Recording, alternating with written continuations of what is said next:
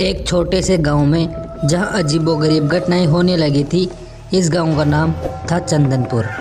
गांव में सभी लोग मिल बांट कर रहते थे और कोई भी ऐसी घटना कभी नहीं होती थी।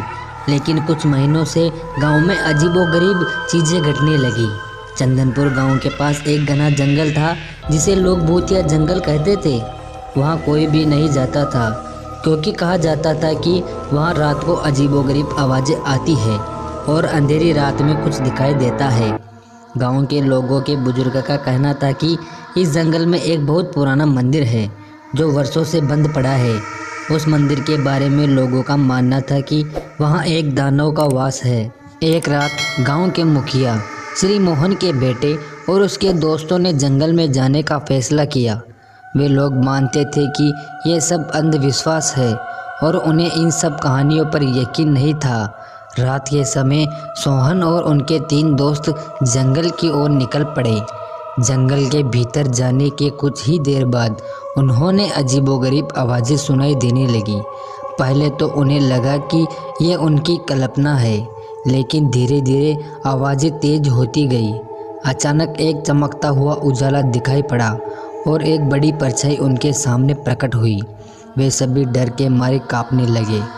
सोहन ने साहस जुटाया और उस परछाई की ओर बढ़ने लगा। जैसे ही वह नज़दीक पहुंचा, उसने देखा कि यह वही पुराना मंदिर था। मंदिर के दरवाजे पर एक बड़ा सा ताला लगा था। दरवाजे के पास एक पुरानी किताब पड़ी हुई थी। सोहन ने वह किताब उठाई और देखा कि उसमें कुछ अजीब से मंत्र लिखे थे।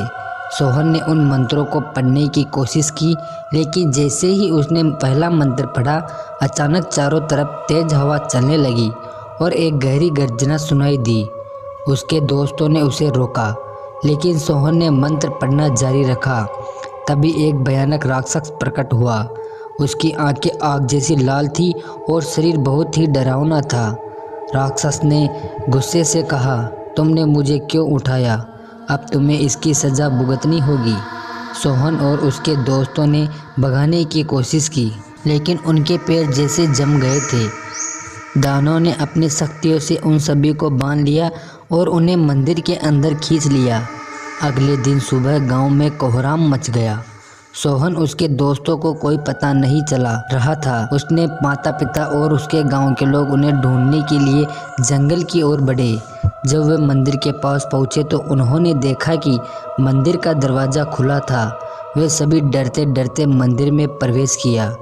मंदिर का अंदर का दृश्य देखकर सभी के होश उड़ गए। मंदिर के अंदर सोहन और उसके दोस्त बेहोश पड़े थे। उनके शरीर पर अजीब निशान थे। गांव के पुजारी ने उन्हें देखा और तुरंत पहचान लिया कि यह दानवी निशान है। उसने गांव के लोगों को बताया कि यह दानव का काम है जिसे वर्षों से बंद किया गया था। पुजारी ने कहा कि इस राक्षस को वश में करने के लिए एक विशेष पूजा करनी होगी। उन्होंने गांव के लोगों से कहा कि वे सभी मिलकर दानव को शांत करने की कोशिश करेंगे। अगले दिन गांव के सभी लोग मिलकर मंदिर में पूजा करने के लिए इकट्ठा हुए। पूजा के दौरान दानव फिर प्रकट हुआ। इस बार वह और भी ज़्यादा गुस्से में था, लेकिन पुजारी ने अपनी शक्तियों और मंत्रों का प्रयोग करके दानव को अपने वश में किया। उन्होंने कहा, तुम्हें वापस वही जाना होगा जहाँ से तुम आए थे। दानव ने अपनी ताकत से उन्हें रोकने की कोशिश की, लेकिन पुजारी की ताकत के सामने वह टिक नहीं पाया। अंततः वह दानव वापस मंदिर के अंदर कैद हो गया और पुजारी ने मंदिर के दरवाजे पर एक ताला लगा दिया। उन्होंने गांव के लोगों को हिदायत दी कि कोई भी अब मंदिर के पास न जाए। सोहन और उसके दोस्तों को होश आया और उन्हें अपनी गलती मानी। उन्होंने गांव के लोगों से माफ़ी मांगी और वादा किया कि वे अब कभी भी ऐसी हरकत नहीं करेंगे। गांव के लोग भी इस घटना को सबक लेकर सतर्क हो गए। उन्होंने भूतिया जंगल की कहानियों पर अब पूरी तरह विश्वास कर लिया और मंदिर के पास कभी नहीं गए। चंदनपुर गांव एक बार फिर शांत हो गया, लेकिन अब गांव के लोग हमेशा सतर्क रहते थे और भूतिया जंगल की ओर जाने से बचते थे। इस घटना से उन्होंने ये सिखाया कि अंधविश्वास में भी सच्चाई हो सकती है और पुरानी कहानियों में कभी हल्के में नहीं लेना चाहिए।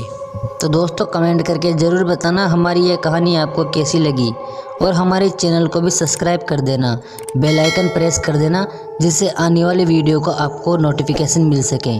मिलते हैं किसी नए वीडियो में किसी नए टॉपिक के साथ, तब तक के लिए बाय बाय।